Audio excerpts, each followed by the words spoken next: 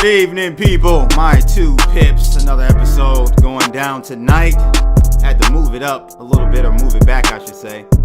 Wanted to see the State of the Union address by President Orange Man.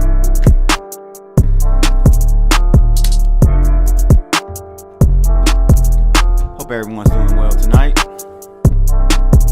Big week in the markets, man. 600. This is crazy. I haven't had a week like this so fast. It's only Tuesday, and I've locked in about 480 pips of that 670 pips. I've actually closed, realized.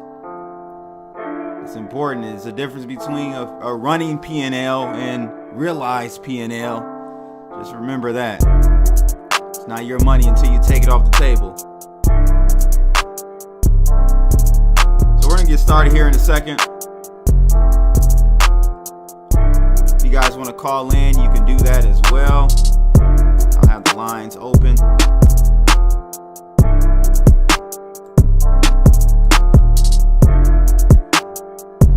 There's a number on the screen.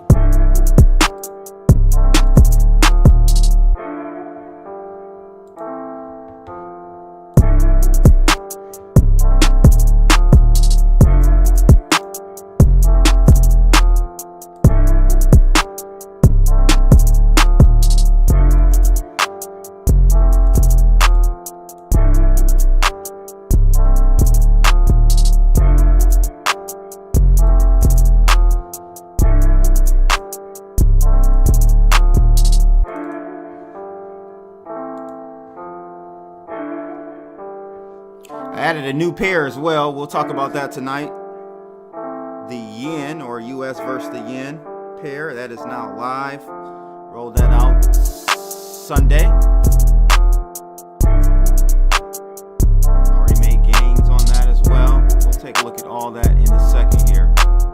But give me a call in if you guys want to.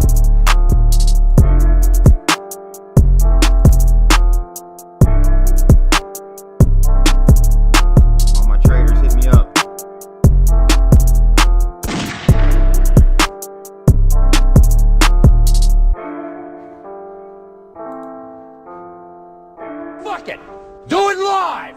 I'll write it and we'll do it live! Okay. Ready? Fucking thing sucks!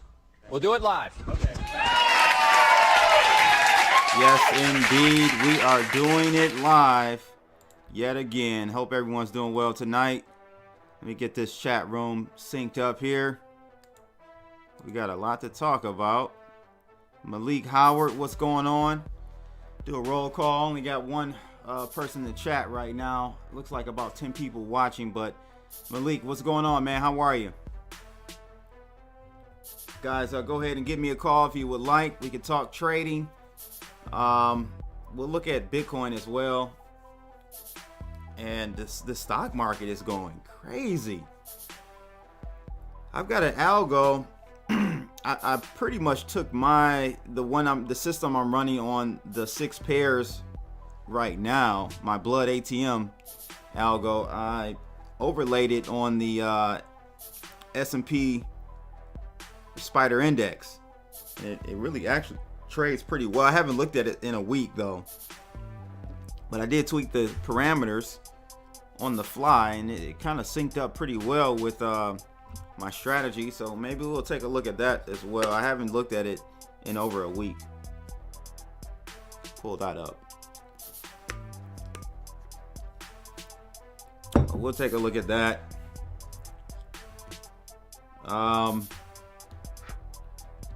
Yeah, as you guys can see here, crazy week so far. The Tech Geek, what's going on, brother? Hope you're doing well today. Let me pull this down so you guys can see this a little bit better.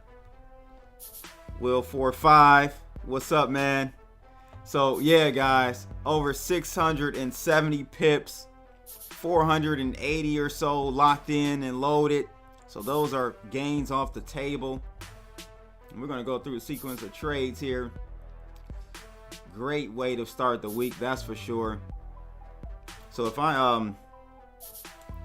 I'm just gonna pull an extended view up. We can take a look at this before we look at some of the fundamentals, because you have to understand here, it's important to know fundamentally what's going on in the FX market.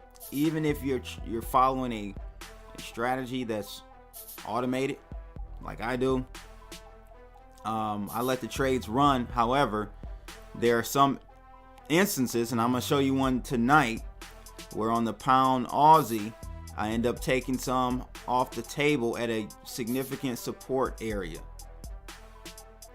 In addition to that, you need to understand how pairs correlate with things like oil. Oil is having a hard time right now. It's, because of the coronavirus, because of a number of factors that we're seeing headwinds with oil or crude oil. You need to understand how that plays in the FX market. There is some correlation or negative correlation there that you should pay attention to. Also, Brexit is another issue, and we're really seeing the pound lose a lot of steam. From bank on and maybe add a little bit more risk to the profile or to the trade, because we know that the overall trend is probably down for pound pairs. So that's something to keep in mind. Clade said Tesla explained don't spurt. I don't know what that means. Bro. Yeah, we'll talk about Tesla as well, but let's look at these currency pairs first, because Tesla is a crazy situation as well. Insane, absolutely insane. A lot of people are going to get hurt. Over 12,000 accounts on Robinhood bought Tesla for the first time yesterday. 12,000. Crazy. That is just crazy. 12,000 accounts on Robinhood bought Tesla yesterday at near all-time highs. It's just going to end. It's going to end badly. So, yeah, let's look at these trades though for the week. So as you guys know, I demarked the end of the week with this kind of glow halo area. And so for the euro yen, the first pair this week, or first trade this week, happened on the 4th, which was really kind of going into, it was like last night going into today. But as you can see, we did take a profit here at 47 pips, and we're still open on the rest of that trade. So only not too much activity on the euro yen. But here's where it starts to get, we start to see some real gains locked in here. So as you can see, we took this trade on the pound yen. This is the beginning of the week right here. I'm gonna zoom in so you can see. We went short on Sunday, and we took profit here, 130 pips right here. That's 30% profit, take profit. Another 30% take profit here at around 140 pips, and then we closed the rest of that trade at 130 pips roughly. And that was a good move. Come out the gate, 140 pips locked in. So then we did have some back and forth here going on. So we tried to go long here, turn short, end up getting stopped out, and then we end up going long here at around 141.99, or just about 142 flat. And that was another 49 pips, and now we're short. We went short about an hour ago. As you can see here, went short about an hour ago. So good sequence of trades this week on the pound yen already. But boy, here is the big one here. Pound Aussie. I told you guys, when this is why I layered my algo on top of the pound Aussie, because when you get a trade let me tell you, when you get a trend with this pair, it will go 200 pips, 100, like 200, 300 pips easily. You just got to let it play out. You just got to let it play out. You just got to let it play out. And so with the pound Aussie, we first took profit here around 280 pips. And then we just, like, literally before I got on, took another 30% profit on this trade as well, in the 230 pip area as well. Actually, like almost 300 pips for the second one. Yeah, 319 pips roughly. I took profit here. I told you guys that I was working with Pine Script or support over at TradingView to figure out the proper way to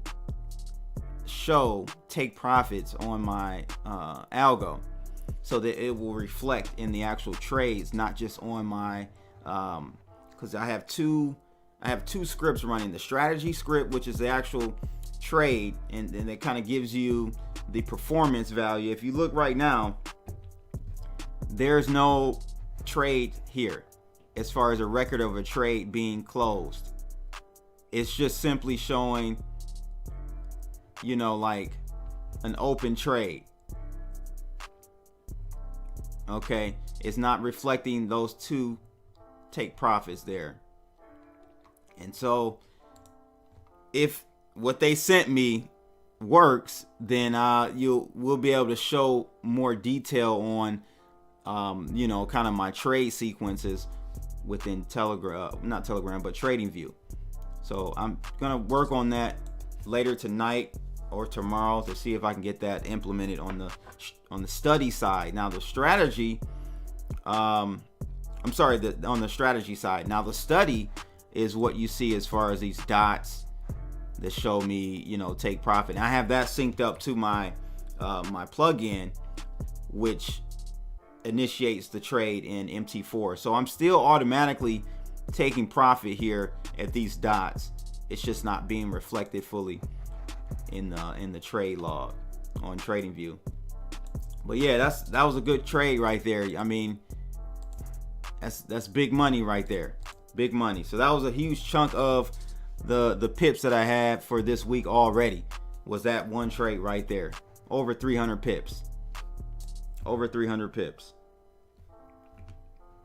So let's go ahead and take a look at the next one, which is, we've got the pound dollar. There was some sequence of trades there that were really good this week as well. Went short again. Pound Aussie and pound dollar, we went short on those pairs, meaning we shorted the pound. Okay, we betted against the pound quite naturally. The trend gave us that. I don't try to forecast which way stuff goes. Okay, I just let it run out. I let the price action, and that's what the algo does. It follows the price action. There's no trying to predict what's going on, which direction.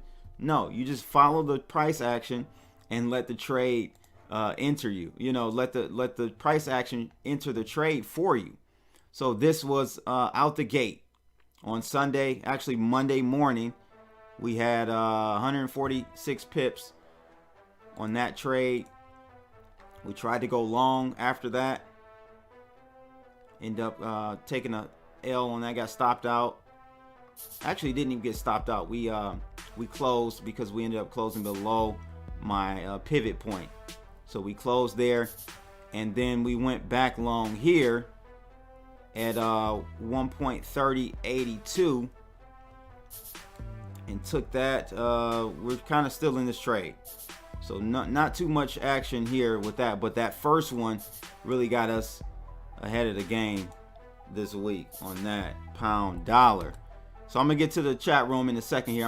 I want to go over these trades as we start the week. So euro pound. So again, remember the pair that is on the right side of this, whatever pair you're trading, if you're going long any pair, you're basically shorting or betting against the pair on the right side of that slash. So when we went long here on the euro pound, that means that we're shorting the pound, essentially doing the same thing we did with the pound dollar and the pound Aussie. We shorted that, but in this case, because this pair is euro versus the pound dollar, we went long, which is essentially shorting the pound as well. And as you see, bam, big move up, big trade, 82 pips on that trade. We tried to go short after that, got tapped out. Tried to go short again for a minor gain here. It wasn't much on this trade. I remember this. 10 pips or so. Then we tried to go long again and got tapped out.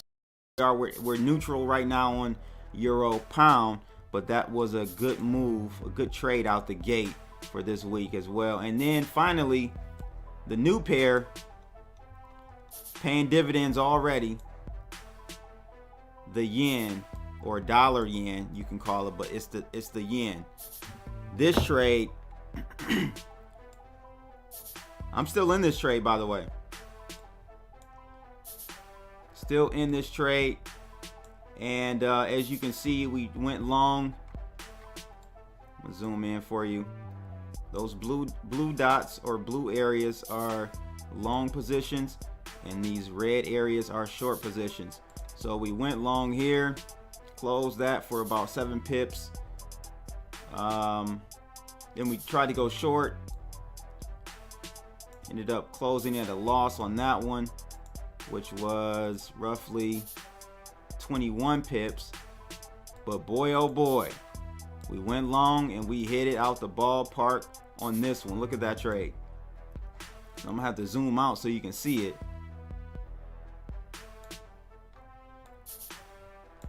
As you can see here, roughly 79, 80 pips on that one.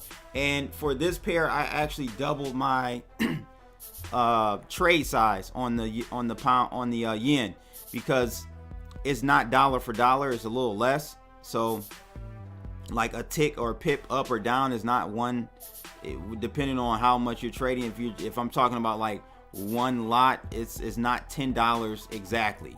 It's less than $10. So I usually double up on that, and good move on that. So essentially it's almost like I made 160 pips almost on that particular one versus, you know, my regular trades. So yeah, but I only count it for the week as far as tallying. I only count it as if I was trading my normal trade size. Crypto Angels, what's good, baby? So let me see what these guys are talking about in the chat room, because I think I'm missing a whole bunch here. So let me scroll up and see what's going on. This, I've never even seen Clade. Who is Clade? So Clade is he says, yes, I stopped smoking. You can also don't smoke cigars that kill the old cigar smoker. This guy, man, you guys got to troll. Somebody eliminate this guy. Matter of fact, I got something for him. I got something for you, bro. I'm gonna give you the revolver. Sit down. Sit down. So let's see if I got anyone else in here. The Tech Geek, he's good. He's good. Give him a chance. Yeah, Clade is drunk. He telling me to stop smoking cigars. He need to stop drinking. Stop drinking, boy. Let's see here. So that's it. It's pretty much just Clade in here trolling. Shout out to Clade. Thanks for joining tonight, though. You know, hey, matter of fact, go ahead and call in, Clade, since you want to troll. See, trolls only be trolling on chat room. Why don't you go ahead and call in, Clade? We can talk. Or somebody give me a call if you want to. But what I want to talk about tonight, in addition to those sequence of trades, man, like I said, up big time. So I'm pretty much for sure. I know the market is going to give back a few of those pips, but the trends this week have been so strong in one direction that I'm pretty confident I'm going to end the week definitely above 500 pips for the week, which is a very good week. half a thousand pips is, I mean, even 100 pips is a good week. You know, it's all relative, right? Depending on how much you're trading. Because if you're, you know, like for me, 6 pairs, let's say you're trading one lot, right? Per six pairs. So basically you got 6 lots on the table altogether. That is in the 5-figure, as far as, actually 6-figure as far as profit. So yeah, 5 figures as far as profits for the week already. So yeah, you know, it just depends on how much you're putting on the table as far as your trades. And you want to make sure your risk management is intact. You don't want to overtrade. You definitely don't want to overtrade. So Christopher Ladd said, what up, people? What's going on, Christopher Ladd? Thanks for joining tonight. So I want to take a look at gold. Gold is under pressure right now. So we'll have to see how this pans out for gold. But it is definitely under pressure right now. Get that chart, that article up there. There we go. So it said gold prices extend losses while nearing multi-day bottom. Flashed the previous day. Upbeat data from from key economic data. China efforts to placate investors, keep the risk tone light. So let's talk about China, because China has done some unprecedented moves. They've injected, you talk about QE. This is what I mean, people. This is just insane. They're going to do whatever it takes to keep this party going, or attempt to. The reason why I felt like the coronavirus could have been the black swan event that everyone is looking for is because on a short time frame, yeah, you know, China injecting, I think 200 billion, 300 billion into the markets, directly into the markets, when they opened, or actually on Tuesday, going into Tuesday, they injected over 200 billion. That stuff will work temporarily, but if the coronavirus continues to spread and is an issue and impedes business, then it's not going to do anything long term. You can't print your way out of GDP shrinkage. You know what I'm saying? You can't do it. So I think this coronavirus thing can be a huge issue if it continues to spread the way that I'm thinking that it really is. They're not giving us real numbers on it. You got to know that. And so yeah, I think that they're going to continue to print, right? That's why you see the market's up today. Tesla's up. I don't know how much Tesla was up just today, but this year, and remember, we're only in month 2. We're only in month 2. Let me bring that up. Matter of fact, we could talk about Tesla.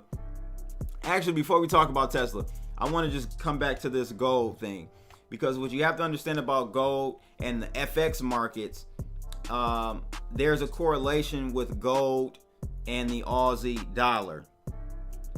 Okay, so if gold is going higher, you're going to see it pair well, or normally pairs very well with the Aussie dollar. Now, I don't have any pairs or algos running on the Aussie dollar yet.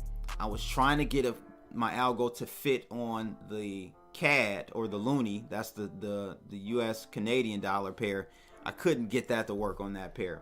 It's just too, it doesn't have good price action. It'll just stay in a real tight range and then move up violently off of fundamental news. It's known to do that. So I really couldn't model my algo on the CAD or loonie. But with gold, I'm going to definitely try to do that with the Aussie dollar, because there is a good correlation above 0.8 correlation, positive correlation with the Aussie dollar and gold. So that's something to keep in mind. If gold is going higher, you're going to see the Aussie dollar move in that direction as well. And then vice versa with the CAD, with the loonie. That's why I was trying to get the loonie on, because I could basically trade crude oil as a proxy through Loonie, but I couldn't get the algo to work. So with the Loonie or the CAD, you essentially have a negative correlation with oil. So if oil is going up, you're going to have the CAD go down. If you have oil going down, you're going to have the CAD go up. So those are things you want to keep in mind from a fundamental standpoint. It just helps you determine, you know, what pairs to really like maybe double down on. If gold is doing well and this, you know, you have a trade to go long on Aussie, you may want to put 1.5x on the trade versus just your normal amount for that particular trade, because you know that gold is doing well in that session. So that's just something to keep in mind. Let's see what the chat room is saying. Oh, the tech geek said the Tesla did like 20% in one day. And that's just insane.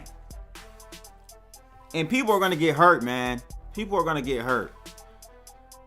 Christopher Last said good plummets as global equities surge today.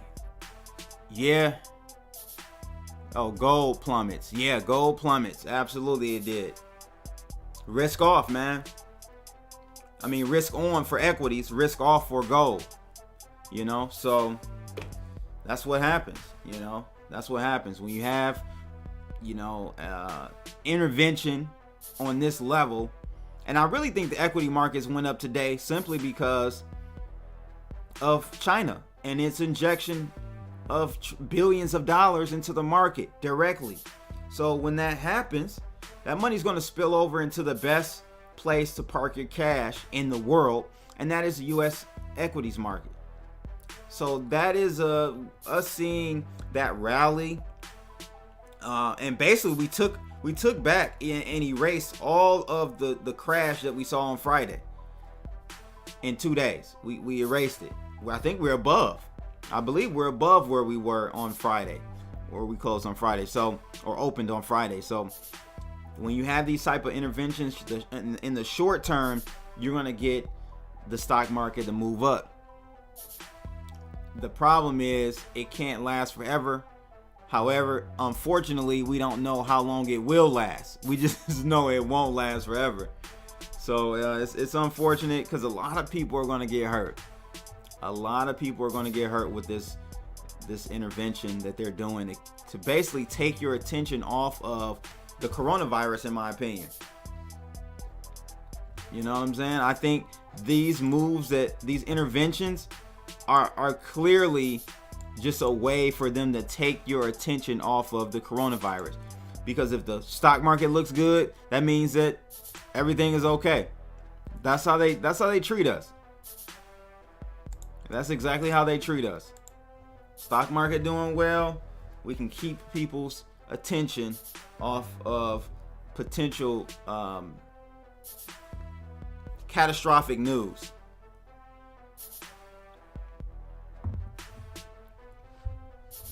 So John Hill in the chat room says, I said last week gold has bearish divergence on the daily and weekly.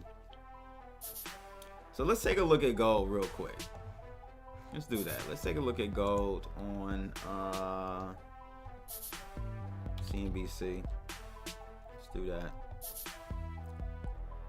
Wow. So yeah, Dow Jones ended 407, up 407 today. It's crazy. Absolutely crazy. If I zoom down, we still haven't made a newer high yet. So we still got to get to 28,864 bucks for me to say the trend is starting to move higher. But you know, they'll do anything to keep this thing propped up.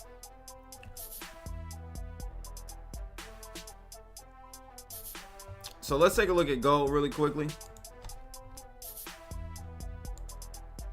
The April contract, COMEX.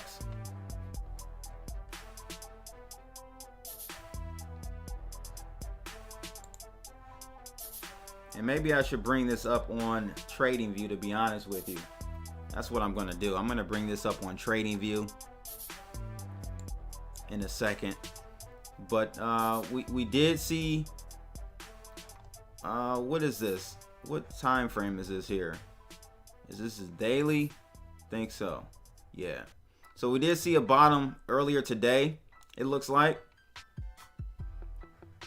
So we may be building a base here, but it'll be better if I just pull this up in trading view, because we can get more, I can do some charting on this. But John Hill, you say there's a bearish divergence on the weekly and daily, so you think that gold is heading lower? Is that what you're saying?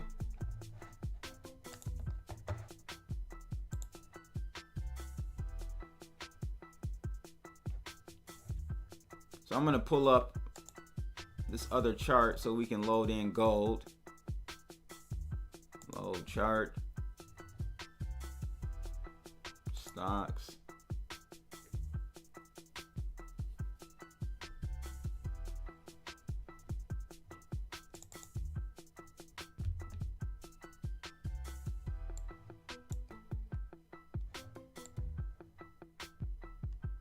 So this is the spider S&P 500 index here.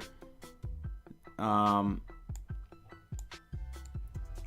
I want to pull up gold really quickly. See if I can pull gold up.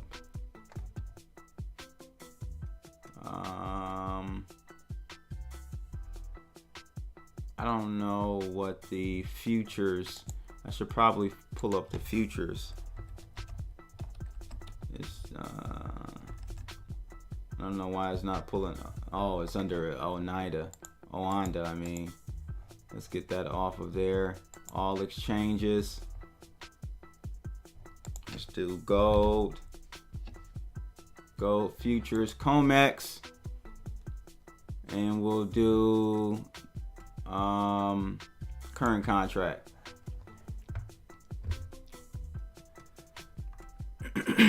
So as you can see here,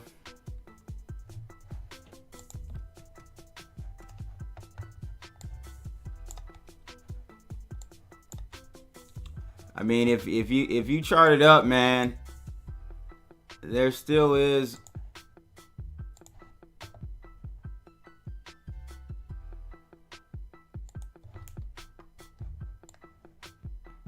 we're still in a downtrend for sure. I wouldn't say we've broken above anything yet.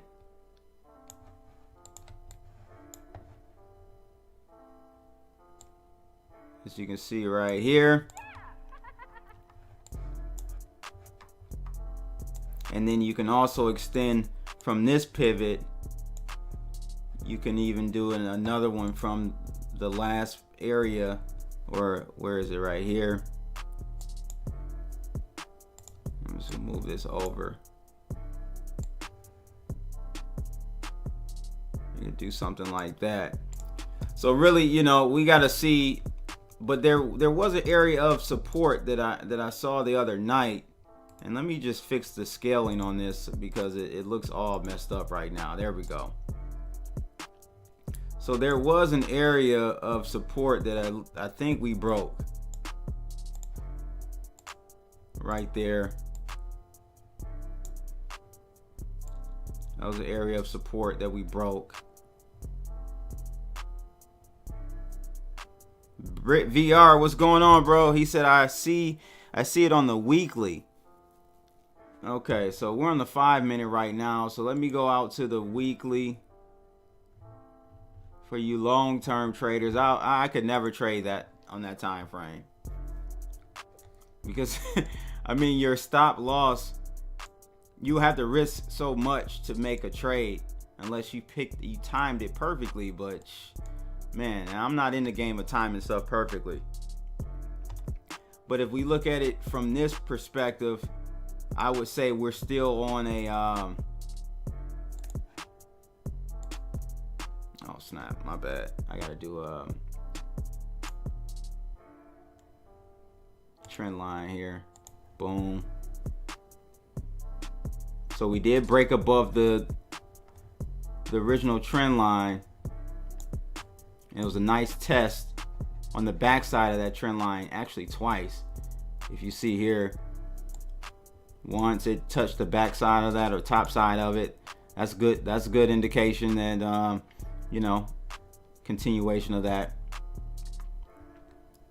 And then from here, I mean, you could do something like this, where I can zoom out and do a long-term one from out here, like that. No, that's not gonna work. It's got to go like this. And then from here, you can extend the pivot out and do it from here if you would like that. That's how you do that. Boy, y'all better learn how to draw some trend lines from your boy CB. You better learn.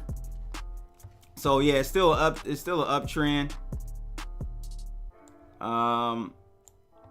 And then you could do a mini, like a really, I don't like doing these types of, this is too steep. I don't do that. So I would never do that. You could, but I wouldn't. I would never do a line that steep. So at this point, as far as support and resistance goes on gold, you do have an area right where we are. If I zoom in, you'll see what I'm talking about. That turquoise line there. I'm just gonna drop this so you guys will really see what's going on here. So that line that I drew right there, we tapped off of there 3, maybe even more than that. I mean, I'm just counting 1, 2, and this area is like a few times it touched that zone, that support area. Then it broke it, but now we're trying to get back above it. I think we are above it. So what happened is, it was a rejection the first time,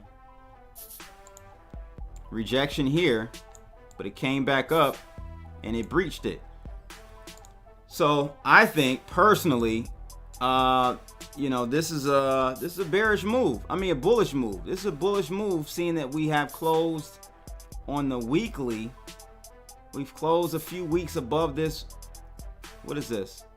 1542 area. So we need to keep that area. John Hill wants me to put the MACD and RSI on the. So for you guys that don't know, the inside joke, we call John Hill John Default because his trading strategy is using a MACD and RSI with default parameters, and he just slaps it on the chart. And he said it works. So we're gonna test his default theory out really quickly tonight. So I'm gonna add in here the RSI. That's not the right. I have to do plus. Whatever. I'll do it from here. So RSI default, and then MACD. I want to say we'll do this one.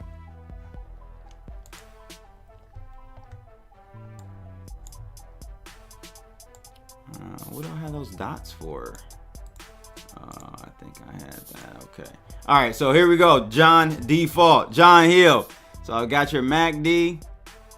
I've got your RSI on the chart here. So help us out. What do you see? What's your trading strategy here? I don't use indicators, by the way, people. So this is all. Of course, I used to, but I think you can use support, resistance, trend lines, possibly Fibonacci extensions and retracements if you want, especially if you're going into uncharted territory where you haven't been, you know, the price of that particular asset hasn't seen that price region.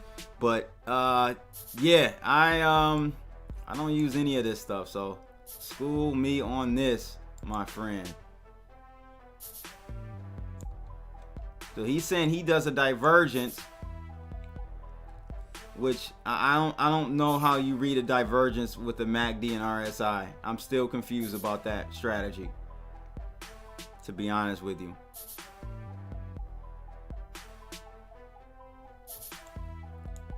The issue I have with so the peak he says I have circled right here, I guess. That means the RSI is well overbought at this point. But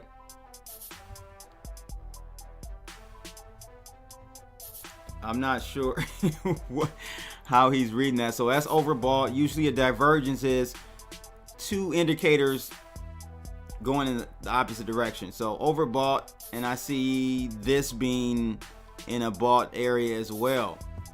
Overbought region as well.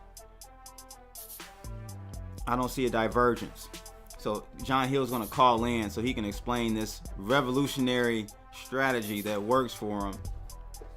Honestly, I don't even doubt that it works. It probably does work because no one's using it. You want to have a strategy that no one uses or very, very few people use so that you can extract some alpha, you know, so you can have an edge in the market. That's what you want, people. So we're gonna get John Hill to call in here in a second. Brit VR said, my man from Chi-Town said the chart peak is in a uptrend, the RSI is in a downtrend. Yeah, but Brit, John Hill, and I got him on the phone now, so we'll just talk to him. John Hill, John Default, go ahead, man. What's up, man? Hey. Yeah, so the from that peak that you guys circled, like I said, you can, and you see it on our side in the MACD that you have elevated, you got a higher peaks on both than the one on your right. That's divergence. That's as simple as it is. Like you'll have a high and then have a higher high, and then you have on your indicators, they will be lower.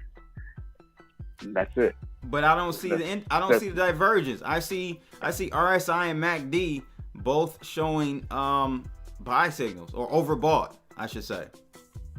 Yeah, it's overbought. And if you look on, like I said, at the higher high on the right, and you look at the MACD and the RSI is lower, and the MACD is lower as well. So what's that signaling in is that now if it hits the 236, the first fib, that signals that it could be potential. You're gonna have a significant pullback to like between the 382 to like the golden zone, the 618. And you can hit those retracements and then keep going. But if it's bullish, it might only hit the 236 and then keep running. But that's how I would play. Now I will say this. I don't know if you guys can see that one. Darn it, I didn't mean to move that. That one candle here. That's very bearish right there. What do you call that? A shooting star? Is that a shooting star? I believe that's a shooting star. I don't trade candle patterns, but they do indicate things. Yeah, they definitely do. Yeah, I'm not saying that they don't. They really do.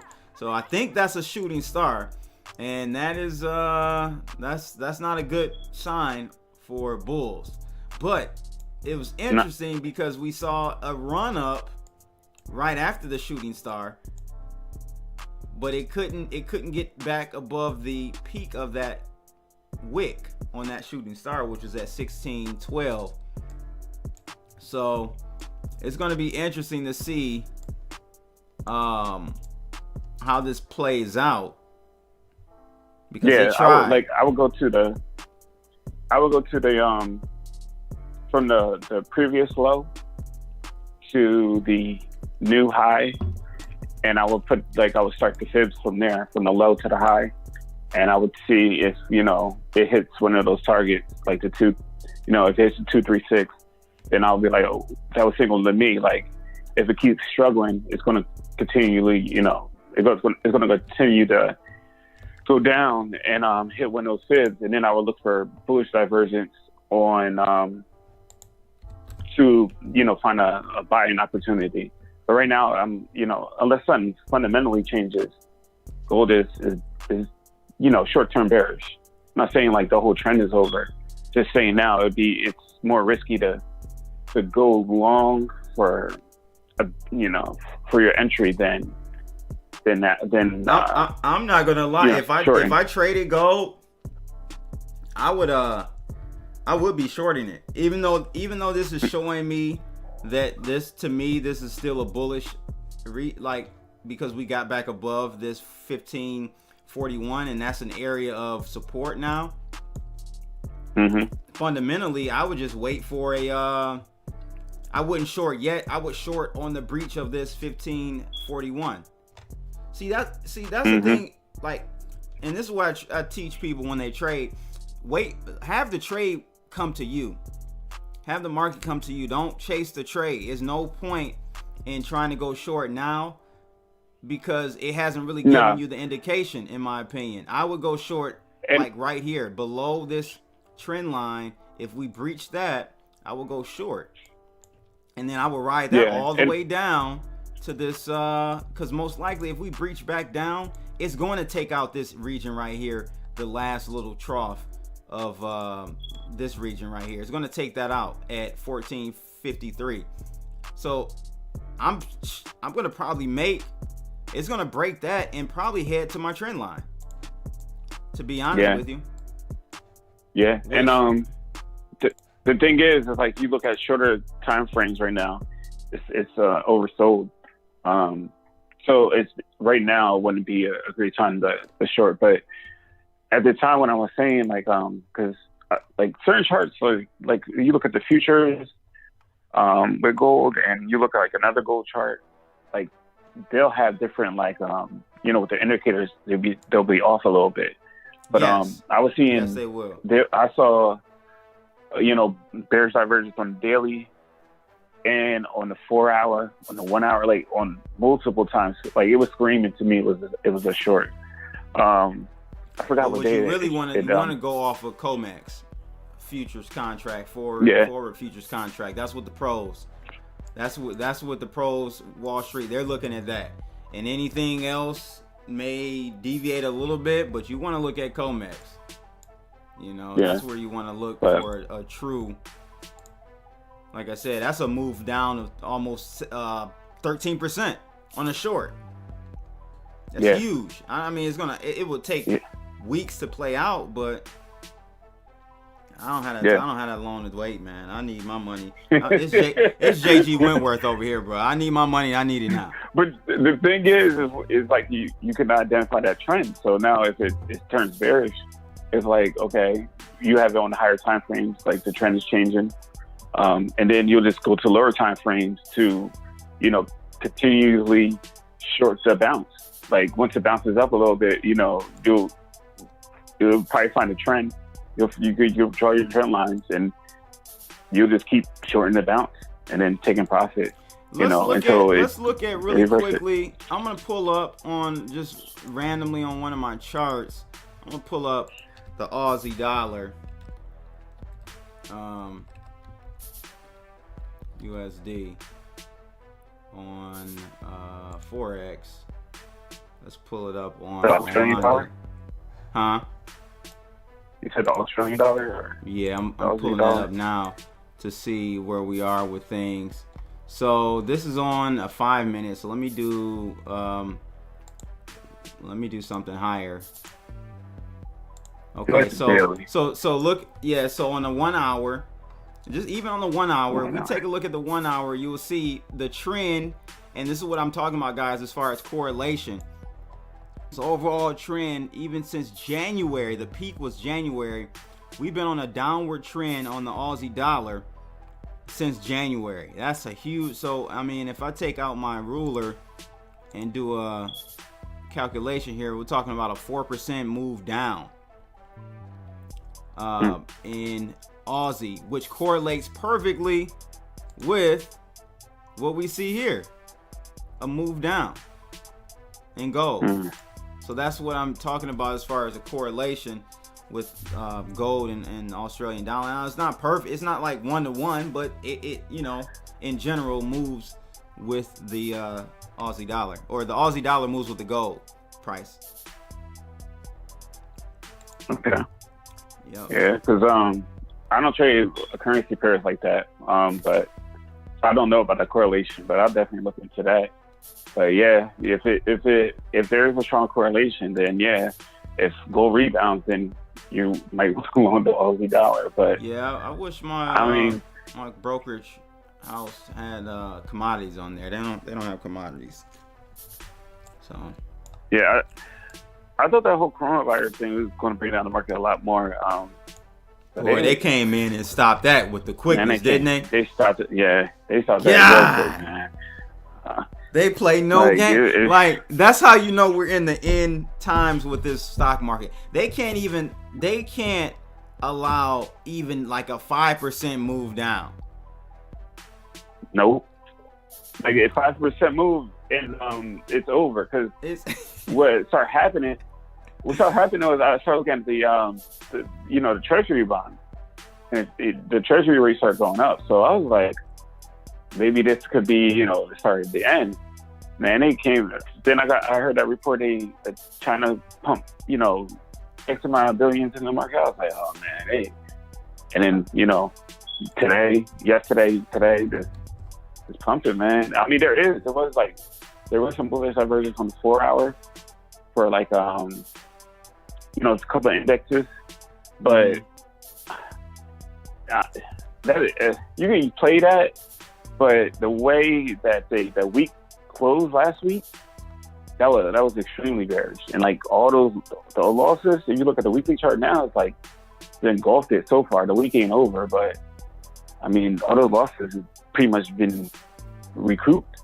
So if it closes like this, a direct, and really I think the markets reacted to nothing that the Fed did, but all of what China did.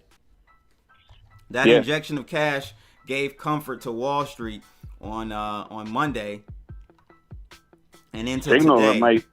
Everything. They gave that these signal. Governments. They're not going to allow it to fall like that. But I think you made the point that that's not going to stop their GDP from falling. Like they're shutting down whole cities. Like. Yeah, you can't fake that. It's no faking the funk. It's no faking the funk. I mean, it is what it is. If productivity comes to a halt, what are you gonna? Valuations have to come down at some point, and traders. So right now, man, they're pricing in. I think the markets are pricing in coronavirus being done with like next week. That's to me. That's what they're pricing in. And it's no way it's going to be done next week. It's just got here. Yeah. In the States. Yeah. Yeah, and they really don't know who has it because it takes a while for the symptoms to come out. Up to 14 days, yeah, man. So it could be next week you can have, I think there's 11 cases so far. Next week it could be 100. Exactly. You don't know, I had a doctor's appointment today, so I'm leaving out of the doctor's office. I turned to my left, and this is I'm not being, racist or anything, but I saw an Asian lady sitting in the lobby with a mask on, and I'm like, Lord Jesus, let me get out of here. No. I'm going to tell you this. Let me get out of here. So, before all the reports and stuff came out, right? I was home, whatever, in my building, whatever, and I went downstairs, and there was an Asian lady. She had a mask on, and I was like, this is before all the reports and all this stuff came out. So, of course, a couple of days later, the reports just started to come out, and I was like, yo, this.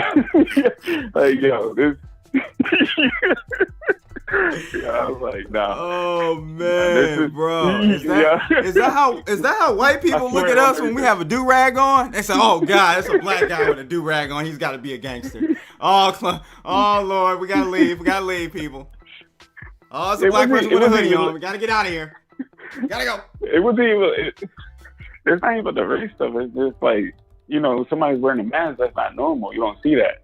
So the fact that, you see that, and then 2-3 days later, they're talking about this new virus. I'm like, what the hell's going on? Like, so that's when I knew it was like, and then how they've been responding to it. Like they built the 2 hospitals at ground zero.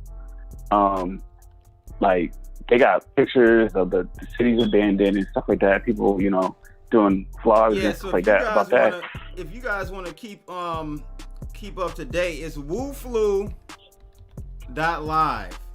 That's like a rap group. I can see a rap group called wooflu. So wooflu.live, you can check it out. They'll give you live updates. I still think these numbers are grossly under. Yeah. But at any rate, give you something. But at the bottom, if you scroll all the way down, you'll get the live feed or stream of them building this hospital from the ground up. Who does that? 10 days. 10 days. Look at this, people. This is live footage of them building the hospitals right now. So it's a serious. You don't do this if it's just a little bit worse than the flu. No, this is something serious.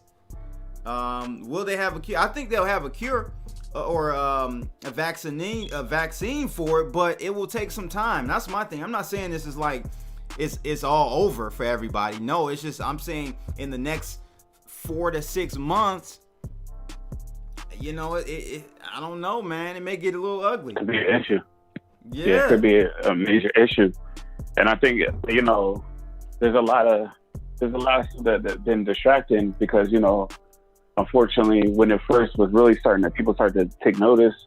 Kobe died, and then so that was that makes it ain't no conspiracy. I'm just saying that's okay. I'm like, come on. Man. Yeah, and I'm not saying like, I ain't no Umar Johnson or nothing like that. Though. No. Yeah. But Umar you got the Johnson, election and stuff like that. So it's been a lot of like other headlines that have been capturing stuff, and I don't think people have been really paying attention. It's been mostly jokes I've seen, like hearing that, in the States, like people got memes and stuff, like, with the beer and the lime and stuff like that. But I don't know, man. We'll see next couple of weeks. I'm gonna see how it plays out, but yeah, the next couple of weeks are gonna be crucial because that'll, the asymptomatic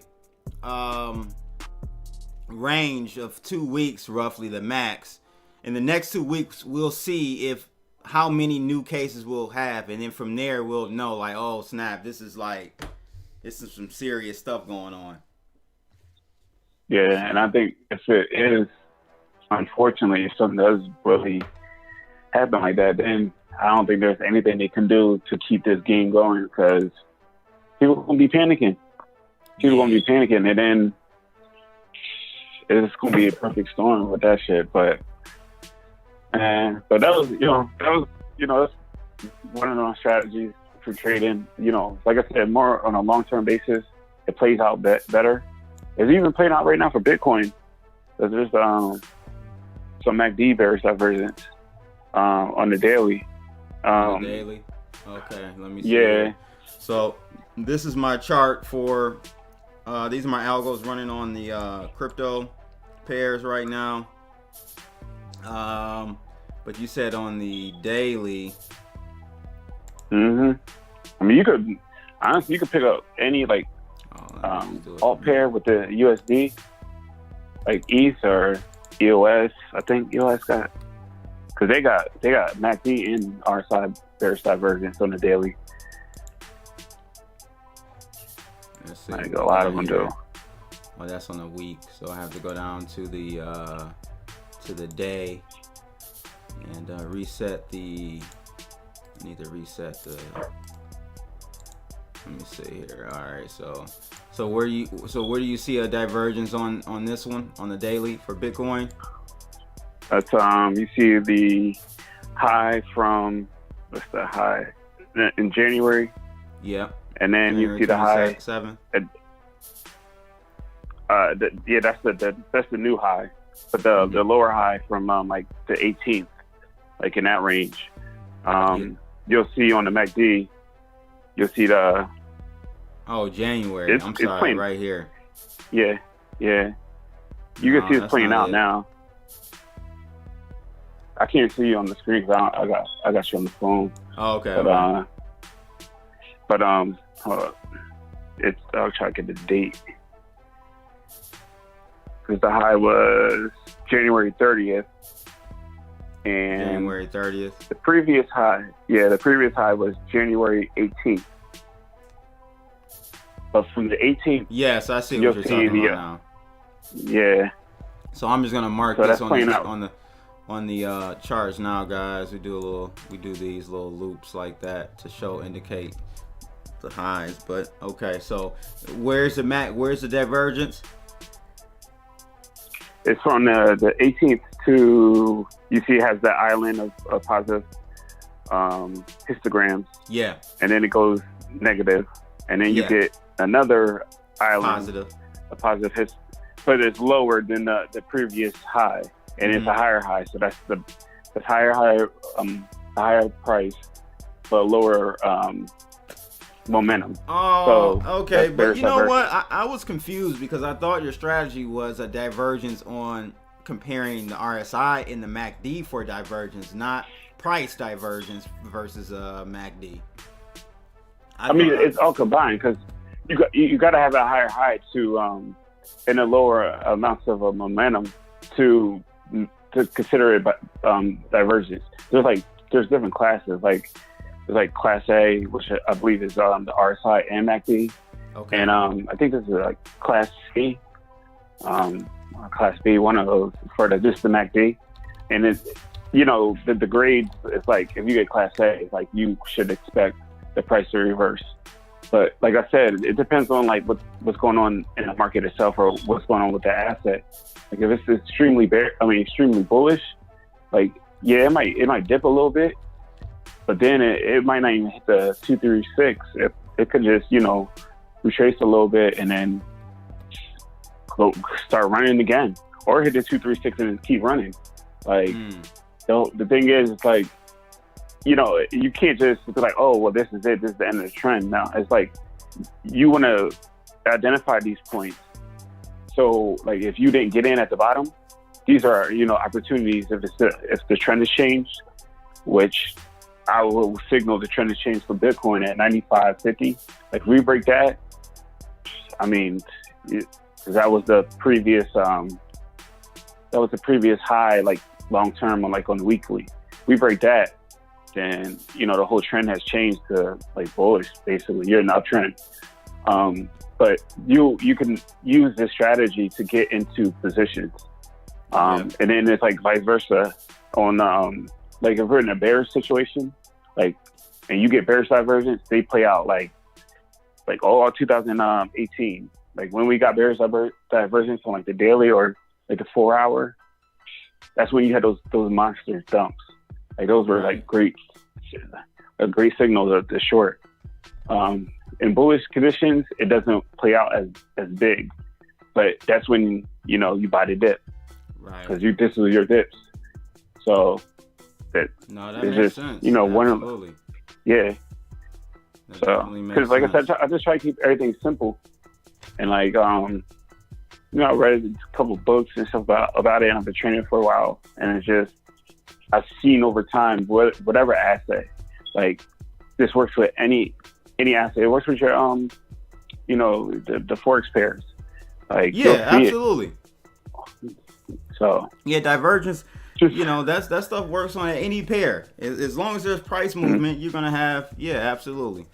That's why if you can learn how to trade fundamentally, just learn how to trade, you'll be able to trade any markets. Yep. Any markets. Yep.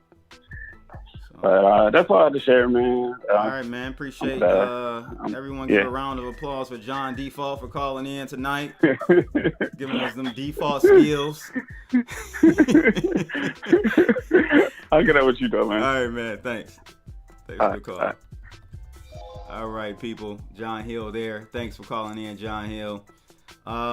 So yeah, people, you know, like I said, many different strategies you can use. I do want to just double back really quickly because Brit VR wanted to look at the euro pound. That is a pair that my algo does, that I do have trading. So we'll take a look at that. And I also want to look at the rest of the week, as far as, you know, fundamentally what's going on. Because the reason is, I want to bring this up because, you know, when trading automated systems, you still can manage, and you should still manage your positions and understand when news is coming out for those particular pairs, so you can tighten up your stop losses, lock in gains maybe sometimes prior to, you know, news coming out. Like, you know, in TradingView, if you have, I don't know what level you have to get the news to overlay on the chart, but as you can see these dotted lines here, I'm gonna just pull this down so you guys can see this better. You know, at 4:30 tomorrow, or 4:30 in the morning coming up, I'll be up trading this, but we have some major pound news coming out, and that is the market SIPS serve PMI final data that comes out at 4:30 this morning, or coming up this morning. So, you know, I mean, I've been in a trend all week with the pound Aussie. Over almost 300 pip trend downward. Now, what I wanted to show you guys though is that I took profit down here. Now, this was a manual profit taking. I actually did it before it hit that point because I always take profit on a support region before we hit it, just in case we don't hit it. Sometimes we never get there, so I normally take that profit before. So I did that about right here. I took some more off the table, and lo and behold, we had a bounce, move right up, you know. And I could have actually reshorted that same position, that lot size right here if I wanted to, because that's it defended. Basically the bulls couldn't break through and change the pivot, change the direction of the market. It did it twice here, hit my line. But you know, you want to keep in mind when trading, even automated systems, have your brain or your orientation together. Know what's going on in the markets. You need to do that. So Jimmy Bag says, hey man, you have travel plans for Texas in April, charity event and crypto meetup. Heard through the grapevine you will be there. Hey, maybe. I know that's the event that Bitcoin Ben is putting together, so you may see me there. Absolutely. Thanks for checking in, Jimmy Bags. So yeah, that's the move. You know, we're still short. Got about 45% of my trade still on the table. I moved my stop loss down to about this right above. I usually update my stop losses every once in a while as I get in the money. But yeah, very big week this week already. It's only Tuesday, over 600 pips. And just to put that in perspective, again, if you're trading one mini lot per trade and you have 6 pairs open, and cumulatively you did 600 pips in a week, it's over $4,000. And just trading one mini lot over 6 pairs. So, you know, it's good money. And 600 pips is a lot of pips. And depending on how much you're trading, is definitely a lot of money. So yeah, that's that pair. There was something I need to look at. Oh, Brit VR wanted to look at Euro Pound, and that is a trade, a pair that I do have my algo paired to, as you can see. So right now, Brit, we are So we went long and got tapped out. So sometimes there's a divergence in my algo where you'll see it alternate. Like you'll see a red, green type of situation where you see a toggle of the sentiment. Well, when you have that, sometimes it's a good trade where you'll be able to get in long in a bearish momentum, and you really make a lot of money in those type of trades. Unfortunately, in this particular one, it did continue on downward.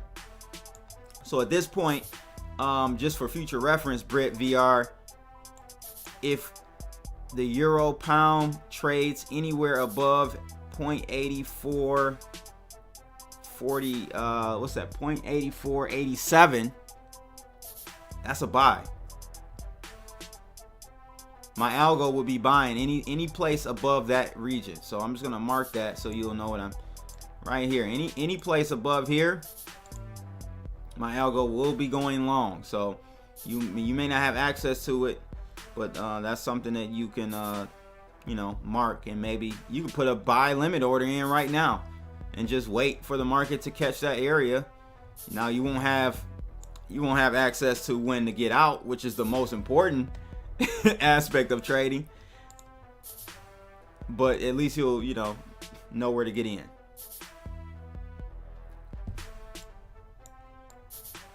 And that's one other thing I want to highlight before we wrap up tonight.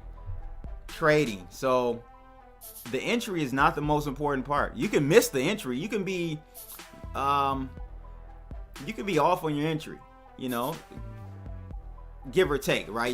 You should always have a fixed amount you're willing to lose on every trade, so your stop loss, but you could be off a little bit on your entry. The exit is what matters, because if you don't have a plan to exit your trade, you're going to lose all your money. You're going to lose all the gains you have in your trade. So the exit is the most critical portion of trading, and is your exit. You got to remember that. So have a game plan when you're exiting, to exit your position, or at least to take some profit on your trade. Have a game plan right out the gate. Right when you enter that trade, you should have a game plan on take profit points, maybe at support or resistance areas, depending on which way you're going in the markets. Fibonacci, trend lines. Have areas where you're going to take profit. Have areas where you're going to take and scale out of your entire position. That's so important.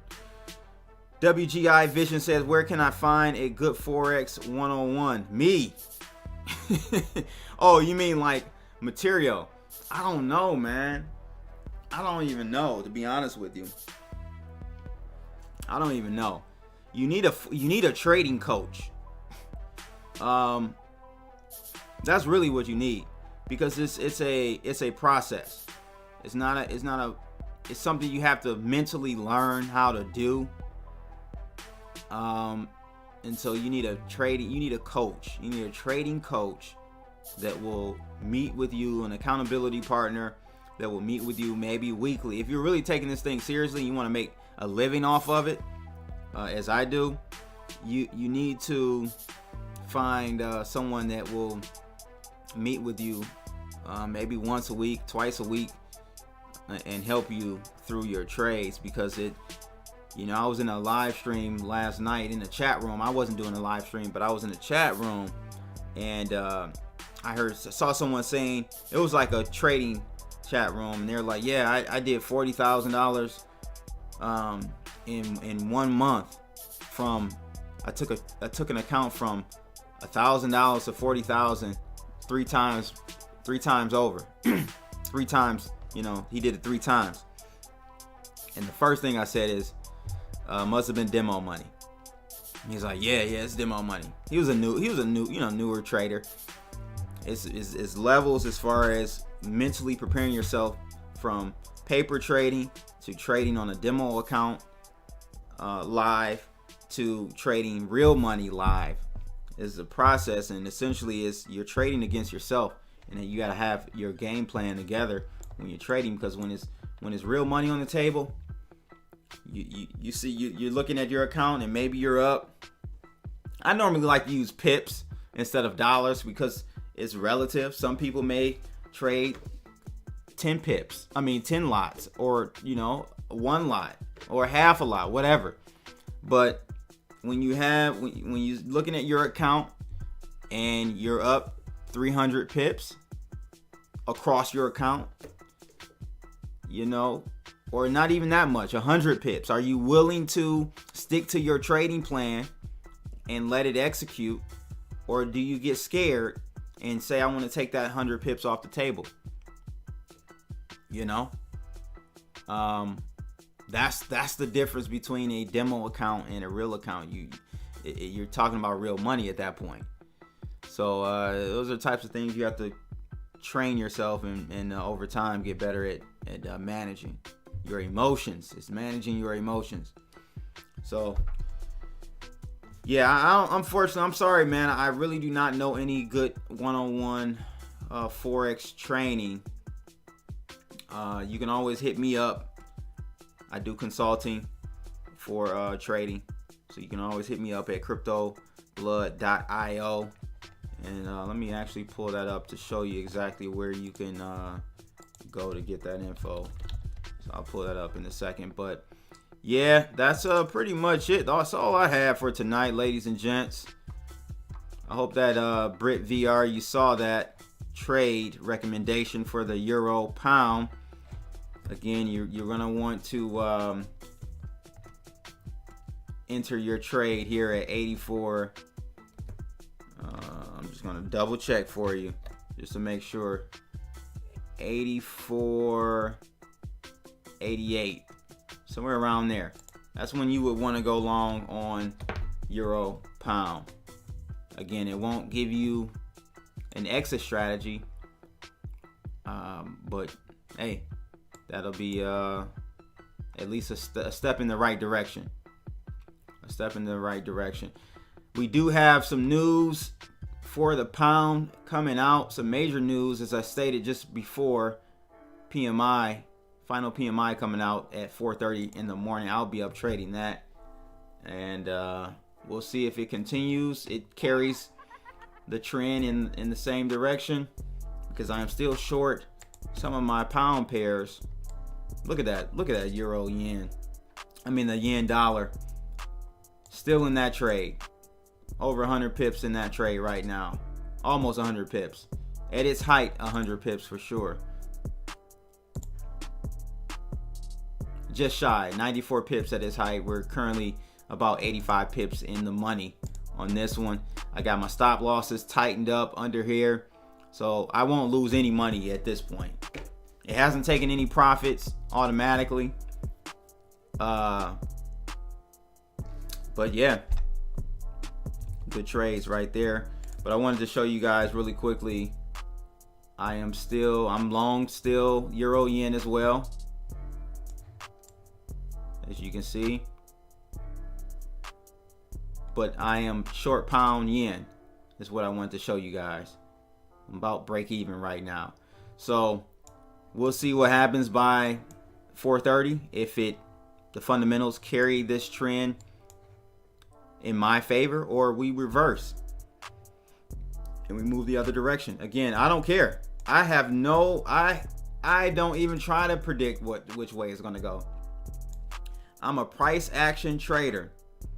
That means I let the market tell me which direction it's going to go, and I just follow. You let the whales let you know which way to go, and you just like a minnow fish, you eat the scraps. You let the big boys, you follow the lead. You follow them. That's all. You don't have to try to predict and have a magic 8-ball and have 9,000 different indicators on the. No, you don't have to do any of that, people. I'm telling you. You don't have to go through all the madness. Let's see what the chat room's saying real quick. Yeah, so WGI Vision, what you want to do is jump over. If you want to contact me, you can hit me up under trading services. You'll see the Trade Naked trading course. You can do that. You do with this trading course, and again, I'm going to change this it's going to be the same price, but it's just going to be ongoing. Because what I'm finding is that people get a lot out of it, but it's like sports. Like if you're playing basketball or something, like you can have a great coach. You know, you go to a great basketball camp over the summer. I used to go to ABC camps. You know, the 5-star camps, you get a lot out of it, right? But if you don't have that reinforcement after you go back home, then it doesn't matter. So you can get over there and sign up, and you'll get, it's a 2-part. I break it up in 2 parts. You'll see all the details. I'm not gonna go through it right now, but yeah, if you want to get some help with that, you can surely hit me up on that tip. And then what else was there? Trade, the Tech Geek says, killing it. You can't be emotional in trading. Absolutely, you cannot be emotional in trading. It'll be the worst thing for you. You'll exit your positions early, and you'll stay in positions too long because you let emotions. And that's why I took my trading strategies and automated them. It makes everything so much easier. Listen, there's no holy grail to this thing. You'll have drawdowns. That's why you can't overtrade your account. You're going to have periods of drawdowns. It just is what it is. There's no magic trading bot. But it greatly helps you lock in profits when you let emotions leave the room while you're trading. But yeah, we had unprecedented injections of capital by the PBOC. They added $21.7 billion to the markets on Monday, according to the Bloomberg calculations based on the statement on Sunday. This is crazy. The money will be supplied using reverse repurchase agreements. I'm going to have Jim Willie back on. We're going to talk about this. Because we talked about this before in the Jim Willie, I think in the last Jim Willie interview, we talked reverse repurchase operations with the reverse repos. So I'm definitely going to have him back on. We're going to have to talk about this latest move by the PBOC. And so this reverse repo is to ensure liquidity is reasonable and ample during the outbreak. The total injection announced was 1.2 trillion yuan, the largest single day addition of its kind in data going back to 2004. However, the net effect is much lower as there are more than 1 trillion yuan of short-term funds scheduled to mature or drop off, essentially expire on Monday. So this is crazy. And I think that's why you had the stock market go crazy. Stock market went ham today. Tesla, I don't know if you guys saw, I watched Squawk Box and all those shows in the morning on CNBC just to get a gauge of what those idiots are talking about. And I don't blame them, right? You got to sell ads. You got to kind of pander to that whole industry. But they had a guy on there this morning, Barron's, one of the legendary long hodl type of investment funds. He got into Tesla at $230. He bought 1 million shares. So that's $230 million invested. And we now know it's over $900 today. Did a double in less than a month. 2 months. It's doubled. Tesla did. And this guy had the audacity to say he's not selling one single share. He's not taking profit, not even taking the principal out. That's how crazy this market is. Granted, Tesla, Elon Musk, genius. Absolute genius.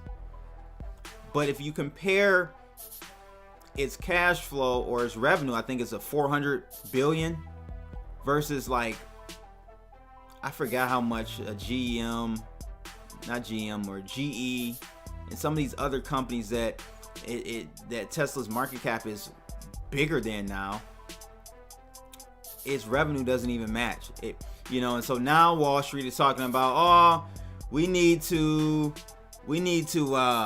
look at Tesla as a software stock now. So software stocks usually have higher PE ratios. So now the narrative is, it's not an automotive, because if it's an automotive company, this thing is beyond a bubble. This is like Enron, okay? If you're gonna look at this through the lens of an automotive company, now the narrative is, it's a tech company. And the thing is, people, this thing, it won't end. It won't end until there's an event that money won't fix, that injections like this that we see the PBOC doing, that we see the Federal Reserve doing, repo, it won't end until their activities won't fix the situation. And I'm not wishing this on us at all.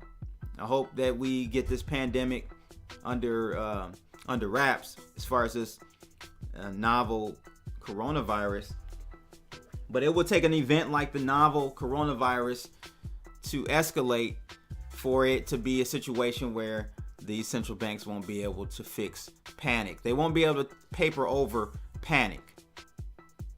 Need, right? They won't be able to paper over need. They can paper over greed and fear, but a need, no, they can't paper over that. So we'll see what happens with that.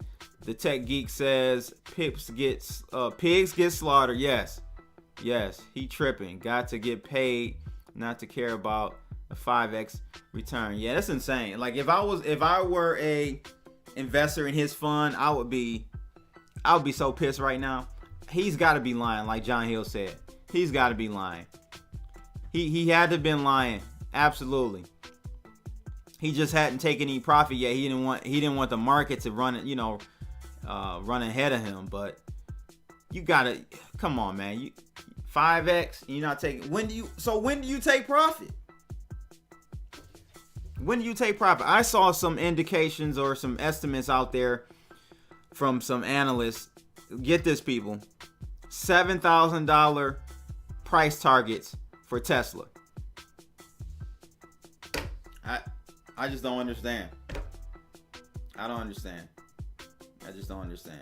Jimmy Bag says Space Force going to be Moon and Mars according to State of the Union tonight. Sci-fi world coming in hot. Uncle Cliff is right. Yeah. Space Force project is definitely something that's going to be in generations to come. Something to be reckoned with. Malik Howard said he has nowhere else to put it. True, but also not true. I mean, you gotta the dollar. You can lock in some of those gains. Go to cash, man. You gotta follow what I'm not like a big Warren Buffett fan, but you look at his track record and how much money he has under management, AUM. You gotta look at what he's doing, and he's like over 50% net cash right now. So he's seeing something where you're gonna be able to buy these assets at a cheaper price. Why not double or triple the amount of shares in Tesla you have by at least taking a third off the table and going to cash and waiting for a pullback? So let's see. Clayed said Hex is real. I heard Hex did like a 7x or something like that. Yeah, I don't know, man. I'm cool on the Hex tip, bro. I'm cool on the Hex tip. It doesn't. The problem with that is the people that are in Hex, to me, are the people that will never sell. So they're always going to be looking for the next 10x, and so when it crashes, they lose almost everything or break even, or something like that. You know what I'm saying? So it's just, I'm good, man. I like to buy. I don't actually like to buy too many cryptocurrencies, period. I'm more into like crypto assets.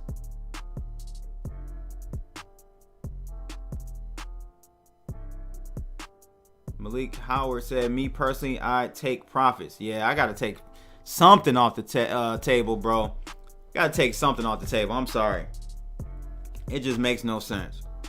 So that's where we are. Like Alan Greenspan said, irrational exuberance. And I forgot to say this at the beginning, guys. To kind of lure people, keep people in on the stream. But I want to give away a week's worth of I don't know how many people out there in the chat room below. Let me know, the people in there, let me know which one of you guys trade Forex, because what I want to do is give you guys a week's worth of my signal. You'll just get the you essentially just get the you'll get a link to the chart. You'll get a link to my chart for a week. I have to set up the a new link for you, so you have a public access to it. But you'll at least be able to, you know, shadow trade it and make some money. So let me know who in the chat room. Drop me your, actually what I need you to do is drop me your email address if you don't mind. Or I don't know what's the best way for me to do that, honestly. I didn't think it out. I just knew I wanted to give someone access to the algo. So Clade said, I hate Hex. Hex is a scam. I'm a Hex. Man, what are you talking about, bro? Clade, man, stop drinking the juice, man. You over there sauced up tonight, man.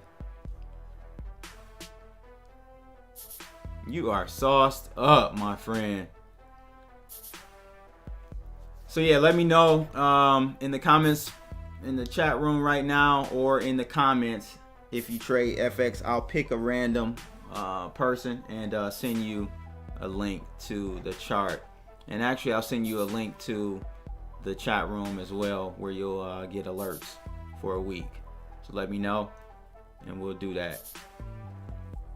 Man, Clay, man, you going crazy, bro. You gotta stop snorting Hex Coke.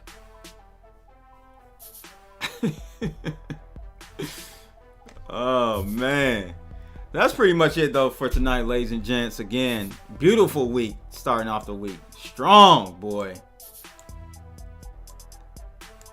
Starting off the week very strong. So hope you guys enjoyed tonight.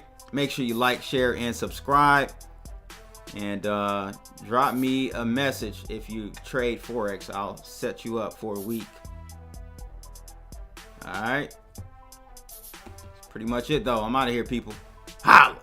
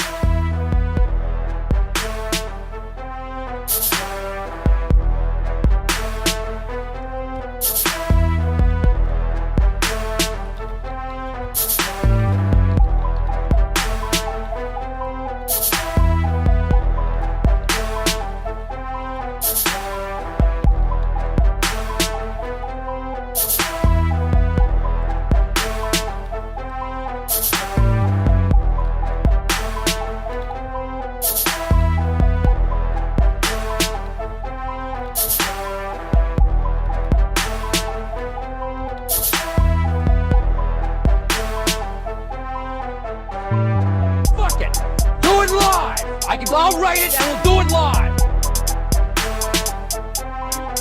Fucking thing sucks. We'll do it live. Okay.